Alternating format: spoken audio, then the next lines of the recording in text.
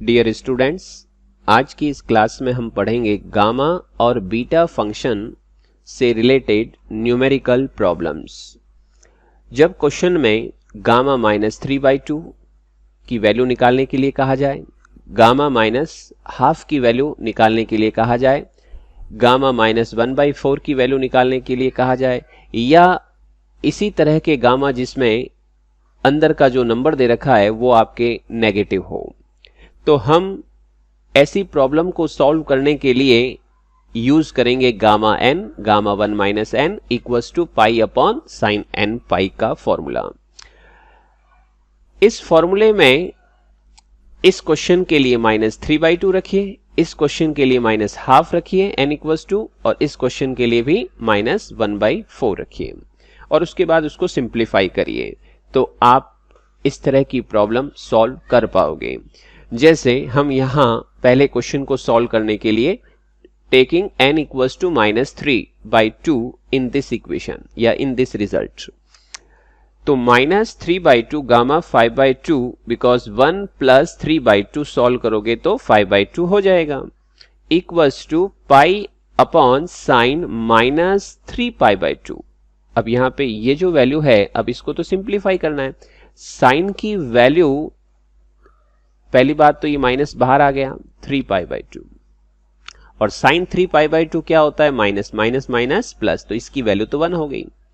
हमें इसकी value calculate करनी है, तो ये कहां जाएगा, इसके नीचे, तो इसको नीचे लेके आ गए। और गामा 5/2 किसके बराबर होता है, 3/2, 1/2, गामा 1/2, ठीक है। और इसको सिंप्लीफाई कर दें तो ये रिजल्ट मिल जाएगा। जिनको ये गामा की वैल्यू निकालनी नहीं आती है वो इतना ध्यान रखें, गामा n को आप तोड़ना चाहो तो n-1 गामा n-1, ये चीज ध्यान रखनी है। जो भी नंबर गामा के अंदर है उसको क्या करेंगे, एक नंबर कम करके बाहर लिखो और उसी को अंदर लिख दो। फिर इसको और तोड़ना है तो इसको फिर एक नंबर कम करके लिखोगे तो n-1, n-2, गामा n-2। इस प्रोसेस को जब तक आप लगाइए, जब लगे आपको लास्ट में या तो गामा 1 आ गया तो gamma 1 is 1 and gamma half आ गया, दैट इज √π, ठीक है। तो ये प्रॉब्लम आपको समझ में आ गई होगी कि कैसे इसको सॉल्व किया जाता है। नेक्स्ट हम लेते हैं यहां पर कुछ प्रूफ वाले क्वेश्चन कि प्रूफ कैसे किया जाए। Proof in sense, left hand side लेते हो तो राइट हैंड साइड निकालना, राइट हैंड साइड लेते हो तो उसको लेफ्ट हैंड साइड के इक्वल लेके आना। अब ये जो प्रॉब्लम है इसको हमें प्रूफ करना है कि बीटा mn जो है वो इसके बराबर होगा। आप इसका राइट हैंड साइड पार्ट लीजिए और दो इंटीग्रल में इसको डिवाइड कर दें, तो ये रिजल्ट है राइट हैंड साइड वाला पार्ट। राइट हैंड साइड की तरफ ये दे रखी वैल्यू, इसको आप दो इंटीग्रल में रिजॉल्व कर दें तो दो इंटीग्रल ये टूट गए। और यहां पे हम जानते हैं कि 0 से इनफाइनाइट x की पावर m-1/1 प्लस x की power m plus n equals to होता है बीटा mn। ये चीज ध्यान में रखते हुए हम ये काम कर रहे हैं, बट प्रॉब्लम क्या है, लिमिट 0 से इनफाइनाइट नहीं दे रखी है इसमें, तो इसको लिमिट इनफाइनाइट में भी चेंज करना है और अंदर वाली वैल्यू भी ऐसी फॉर्म में होनी चाहिए। तो यहाँ पे ये भी है और ये भी है, दो अलग अलग दिख रही है। तो हमने सबसे पहले तो इसको इंटीग्रल को तोड़ दिया, मतलब इस इंटीग्रल को दो इंटीग्रल में ब्रेक कर दिया। ब्रेक करने के बाद हमें इनफाइनाइट चाहिए, 0 से इनफाइनाइट, तो 0 से 1 और 0 से 1। हम इस इंटीग्रल में जहां भी x है उसकी जगह हमने क्या रख दिया, 1/y। सब्स्टिट्यूशन मेथड लगाते हैं इसमें, x का डिफरेंशिएशन dx, 1/y का -1/y² dy।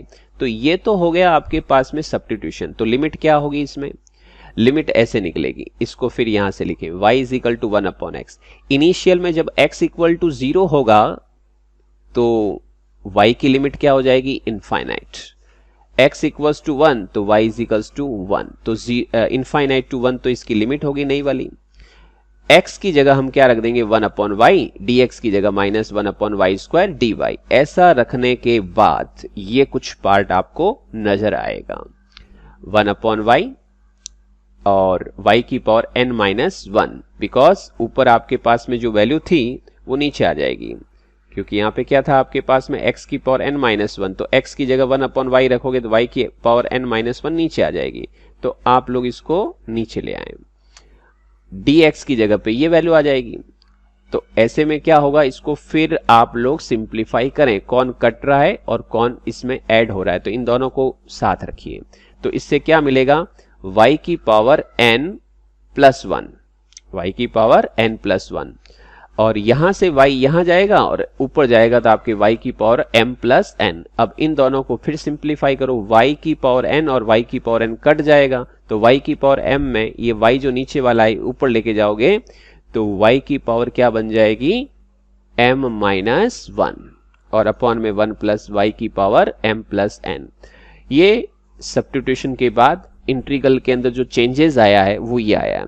और इन डेफिनेट इंटीग्रल में ये भी जानते हैं कि अगर आपके पास कोई भी fx dx है कोई भी लिमिट में, जैसे a टू b, और fx dx में अगर मैं यहाँ पे दोनों जगह x x की जगह पे y y लिख दूं, z z लिख दूं, कोई फर्क नहीं पड़ेगा। तो यहाँ पे y हटा के x लिख दीजिए आप लोग, ठीक है, दूसरा वेरिएबल ले लिया। अब इन दोनों में क्या नजर आ रहा है, अच्छा एक चीज आपको और बताना यहाँ पे रह गया, वो ये है कि ये जो माइनस है ये माइनस चेंज कर देते हैं, माइनस से क्या आ गया प्लस। जब भी माइनस का प्लस लेंगे तो आपकी जो लिमिट होगी अपर का लोअर और लोअर का अपर लिमिट में चेंज हो जाता है। This is property of definite integral. निश्चित समाकलन की जो गुणधर्म है वो यही कहता है कि जब भी माइनस को उड़ाना हो तो इस लिमिट को इंटरचेंज कर दो। तो हमने ये इंटरचेंज कर दिया, इसका बेनिफिट क्या होगा वो देखिए। इन दोनों के अंदर वाले फंक्शन सेम है, इंटीग्रल जिसके सापेक्ष है वो भी सेम है, ठीक है। तो लिमिट में 0 से 1 और 1 से इनफाइनाइट, डेफिनेट इंटीग्रल की एक प्रॉपर्टी होती है a टू b और b टू c, और अंदर अगर f dx है तो आप क्या करो, इसको कंबाइंड कर दो, कहां से कहां, a से c के अंदर। तो 0 से 1, 1 से इनफाइनाइट, तो 0 से इनफाइनाइट लिमिट लेकर के इसको एक इंटीग्रल में लिख लो। और एक इंटीग्रल में जब लिखोगे तो ये टोटल वैल्यू किसके बराबर होगी, दैट इज बीटा mn। यही तो आपका LHS है, वेरीफाई हो जाएगा। एक और प्रॉब्लम प्रूफ वाली लेते हैं। 0 से इनफाइनाइट, 0 से इनफाइनाइट e की पावर माइनस x की पावर n ऑफ dx, ये हमें इसके बराबर प्रूफ करना है, गामा 1 प्लस 1 बाई n। और साथ ही इसको जब आप प्रूफ कर देते हो तो इसी की हेल्प से आपको क्या प्रूफ करना है, 0 से इनफाइनाइट e की power minus x square d x equals to root pi upon 2। तो ये प्रूफ तो इजीली हो जाएगा। क्या करना है, इसके दोनों तरफ n इक्वल्स टू 2 रख दो, तो 2 रखते ही 1 plus 1 by 2 that is gamma 3 by 2। Gamma 3 by 2 क्या होता है, हाफ गामा हाफ, हाफ बाहर आ गया और गामा हाफ क्या होगा, रूट पाई। तो ये रिजल्ट तो चलो प्रूफ कर लेंगे अपन, पर मेन ये रिजल्ट है।